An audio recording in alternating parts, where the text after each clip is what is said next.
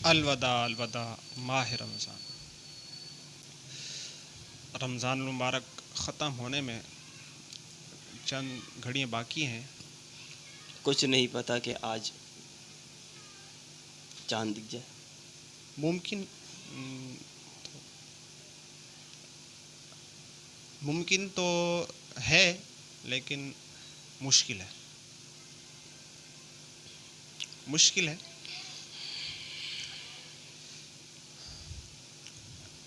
عید آنے والی ہے اور ایک مسلمان کی عید کیسے ہونی چاہیے اس حوالے سے انشاءاللہ آج چند باتیں میں عرض کرنے کی کوشش کروں گا. پہلے زمانے میں جب لوگ سفر پر نکلتے تھے تو چونکہ اس وقت کے جو سفر ہوا کرتے تھے بہت مشکل ہوا کرتے تھے. بعض لوگ پیدل سفر کرتے تھے، بعض لوگ اونٹوں پر، گھوڑوں پر، گدھوں پر بھی سفر کرتے تھے. تو جو لمبے طویل سفر ہوا کرتے تھے تو اس میں لوگ راستے میں مختلف جگہوں پر پڑاؤ کیا کرتے تھے. کچھ دیر رکتے تھے، وہاں پر آرام کرتے تھے. آرام کرنے کے بعد بالکل تازہ دم ہونے کے بعد، فریش ہونے کے بعد پھر جو ہے وہ اپنی منزل کے لیے نکلتے اور اپنی منزل تک پہنچتے ہیں. تو زندگی بھی ایک سفر ہے. اللہ تبارک و تعالی نے اس سفر میں ہمارے لیے مختلف پڑاؤ مقرر فرمائے ہیں. ہمارے لیے اس زندگی کے اندر یہ جو زندگی کا سفر ہے اس میں ہمارے لیے مختلف پڑاؤ ہیں. ان پڑاؤ میں سے ایک ہے رمضان المبارک اور عید بھی. یہ ایک طرح سے انسان کی زندگی کے اندر پڑاؤ ہیں. اللہ تبارک و تعالی نے انسان کی زندگی میں اس سفر میں ان کو پڑاؤ مقرر کیا ہے. جب انسان پورے رمضان المبارک میں روزے رکھتا ہے، عبادات کرتا ہے اور پورا دن بھوکا پیاسا رہ کر پورا دن گزارتا ہے، تو اس کے بعد جب عید کا دن آتا ہے تو وہ وہاں روزے سے نہیں ہوتا اور یعنی جو دیگر مشقتیں ہیں وہ بھی نہیں ہوتی، پیاس بھوک کی مشقتیں. تو وہ ایک طرح سے ریلیکس ہو جاتا ہے، سکون میں آ جاتا ہے کہ جس طرح بندہ سفر سے آ کر کہیں رکتا ہے تو سکون میں آ جاتا ہے. جب عید کا دن آتا ہے اور رب تعالی فرشتوں سے فرماتا ہے کہ میرے ان بندوں کو ان کا پورا پورا اجر عطا کر دو، اجر دے دو، تو ان کو پورا پورا اجر دے دیا جاتا ہے. یعنی پورے رمضان المبارک کی جو برکتیں، فیوزات اور جو دیگر رحمتیں رب تعالیٰ کی مل رہی ہوتی ہیں وہ تو الگ ہیں. پھر آخر میں جب چاند رات ہوتی ہے تو رب تعالیٰ فرشتوں کو فرماتا ہے کہ میرے اس بندے کا پورا پورا اجر دے دو. اس کو مکمل اجر دے دیا جاتا ہے.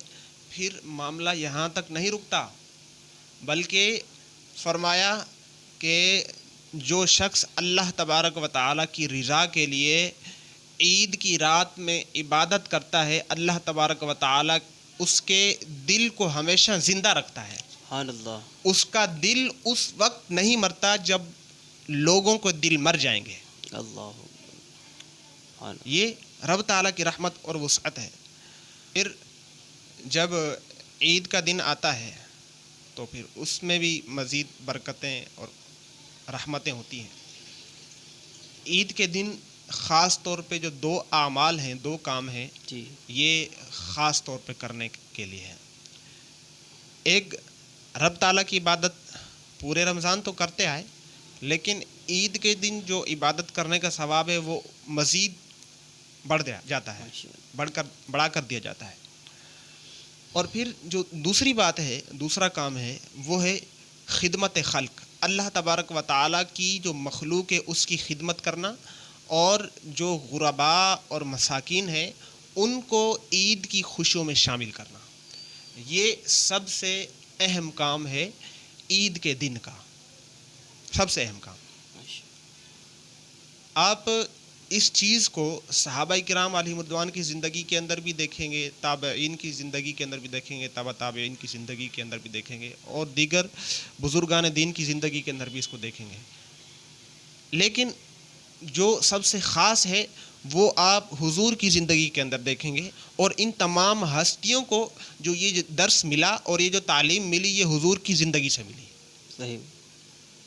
آپ حضور علیہ الصلوۃ والسلام کی زندگی پر نظر دوڑائیں, آپ کی سیرت پڑھیں, تو اس میں آپ کو کئی ایسے واقعات ملتے ہیں کہ جس میں حضور علیہ الصلوۃ والسلام نے غرباء کو, مساکین کو, بیواؤں کو ان کے ساتھ تعاون کیا اور مختلف طریقوں سے جو ہے ان کی داد رسی کی.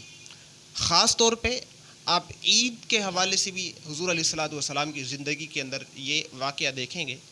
آپ کی زندگی کے اندر یہ ایک واقعہ ملتا ہے کہ عید کے دن حضور علیہ الصلوۃ والسلام نے کچھ بچوں کو دیکھا جو کھیل رہے تھے, نئے نئے کپڑے پہنے ہوئے تھے, اور ایک دوسرے پر, یعنی جس طرح بچوں کا ہوتا ہے نا کہ نئے کپڑے پہن لیا تو ایک دوسرے پہ تھوڑا فخر کرنا کہ میرے کپڑے اچھے ہیں, مجھے میرے والد صاحب نے اتنی عیدی دی ہے, یوں ایک دوسرے کو.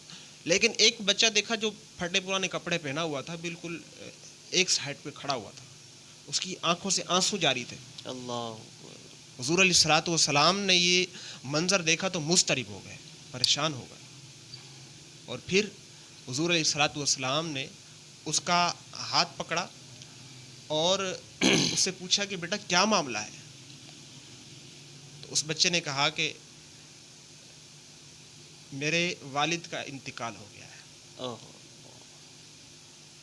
میری دیکھ بھال کرنے والا کوئی نہیں ہے, کوئی ایسا نہیں ہے کہ جو مجھے عید کی خوشیوں میں شامل کرے, عید کے کپڑے دلائے, اس لیے میں یہاں کھڑا ہوں. حضور علیہ الصلوۃ والسلام نے اس کے ہاتھ کو پکڑا, اپنے گھر لے گئے. سیدہ عائشہ سے ارشاد فرمائے اس کو نہلاؤ, اس کو نئے کپڑے پہناؤ. ماشاء اللہ. سیدہ عائشہ نے اس کو نہلایا, اس کو نئے کپڑے پہنائے.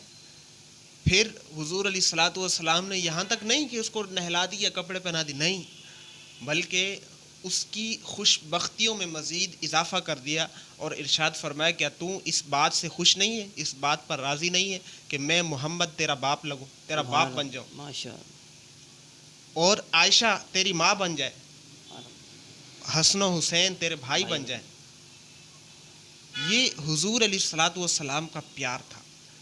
عید کی خوشیوں میں اس غریب کو شامل کیا, اور پھر جب اس بچے کو یہ اعزاز ملے کہ حضور علیہ الصلوۃ والسلام نے خود ارشاد فرمایا کہ میں تیرا باپ ہوں, عائشہ تیری ماں ہے, حسن حسین تیرے بھائی ہے, جب یہ اعزاز ملے تو اس کی خوش بختیوں میں, اس کی خوشیوں میں کس قدر اضافہ ہوا ہوگا.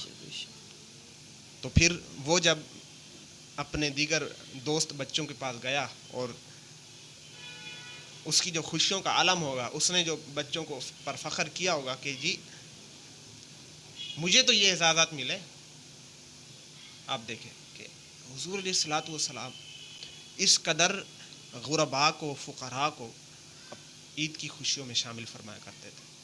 تو اس سے ہمیں یہ درس ملتا ہے, ہمیں یہ سوچ ملتی ہے کہ ہمیں غرباء کو, مساکین کو عید کی خوشیوں میں شامل کرنا چاہیے. یقیناً ان کا حق ہے, ان کو وہ حق دینا چاہیے. اللہ کریم ہمیں ان باتوں پر عمل کرنے کی توفیق عطا فرمائے. آمین. ماشاء اللہ, بڑے پیارے انداز میں ہمارے علامہ صاحب عید کی خوشیوں کے حوالے سے بیان کر رہے تھے کہ ہمیں عید کس طرح گزارنی چاہیے, غریبوں کے ساتھ کس طرح سلوک کرنا چاہیے. اللہ تعالیٰ ہم پہ رحم فرمائیں اور جو کچھ سنا ہمیں اس پر عمل کرنے کی توفیق عطا فرمائیں. دعا ہے کہ اللہ تعالیٰ ہماری اس ماہ مبارک کے صدقے بے حساب مغفرت فرمائیں. آمین بجاہ النبی الامین صلی اللہ تعالی علی محمد صلی اللہ علیہ وسلم.